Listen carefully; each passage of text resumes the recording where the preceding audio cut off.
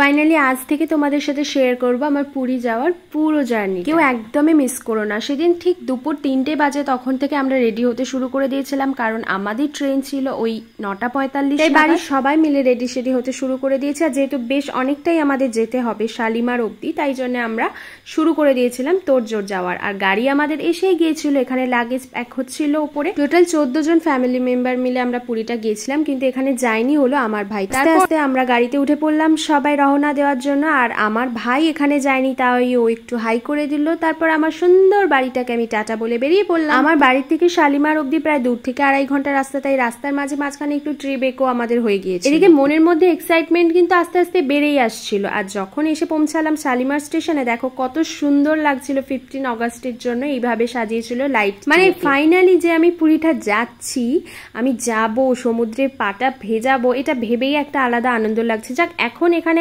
ব্যাগপত্রগুলো unloading হচ্ছে। আর কিন্তু 14 জন আমরা একজোট হইনি, কারণ দেশ থেকে আমরা কয়েকজন মিলেই গাড়িতে এসেছিলাম। আর এখান থেকে আমার 2 কাকা আর 1 কাকিমা আমাদেরকে জয়েন করবে। সবাই না হোক, পরিবারে যে কজন এইভাবে বেরোতে পেরেছি একসাথে যে ঘুরতে যাচ্ছি, তাহলে বুঝতেই পারছো ভেতরে ভেতরে কতটা ভালো লাগা, কতটা এক্সাইটমেন্ট। আর তাও অনেক দিন পর। আসলে আমাদের এই টিমটাতে মেন স্পট কমই ছিল, আর ছিল বেশ কয়েকজন সিনিয়র। তাই ব্যাগপত্র নিয়ে আস্তে আস্তে সময় নিয়ে স্টেশনের মধ্যে এবার তো ঢুকে পড়তেই হবে। এদিকে ব্যাগ বয়ে বয়ে শেষ করতে পারছিলাম না, গুনে গুনে নিয়ে গেছি সবকটা। মানে মানুষের থেকে লাগেজ বেশি হয়ে গেলে যা হয় আর কি। আর আমাদের ট্রেন 9:45 ছাড়বে, তখনও অনেকটাই দেরি ছিল। তাই আমরা একটু স্টেশন চত্বরটা আমি আর আমার দিদি মিলে ঘুরে টুরে বেড়াচ্ছিলাম। আর আমার দিদি এসেই দেখতে পেয়েছে এই দোকানটা, যে দোকানটায় না সব আছে, কিন্তু তুমি যেটা খুঁজবে সেটাই নেই, এরকম একটা ব্যাপার হয়ে গেছে। যাই হোক, অন্য দোকান থেকে আমরা ঘুরে ফিরে একটু ঝালমুড়ি, একটু ভেলপুরি আর 2টো জলের বোতল কিনে নিলাম, কারণ এসেই ভীষণ খিদে পেয়ে গেছিলো। সেই দুপুরবেলা বেরিয়েছিলাম। আর মায়েদেরকেও একটা জায়গায় বসিয়ে ওরাও একটু জল টল আর ওই মুড়ি, ঝালমুড়ি যেগুলো এনেছিলাম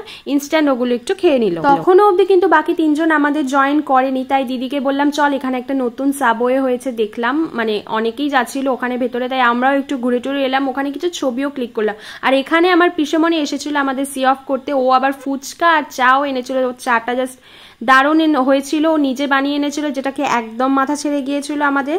আর ও তারপরে চলেও গেল আমাদের বাই বাই করে। আমরা অনেকটা টাইম ট্রেনে একসাথে কাটিয়ে সিট টিট সব ঠিক করে একদম রাত্রে ডিনার টিনার করে শুয়ে পড়লাম কালকে সমুদ্র দেখার অপেক্ষায়। বাট ঘুম তো এদিকে আসছিলই নাই, তাই অনেকভাবে গল্প টল্প করে সময় কাটিয়ে আস্তে আস্তে এগিয়ে যাচ্ছি আমরা পুরীর দিকে, জগন্নাথ দর্শনের দিকে।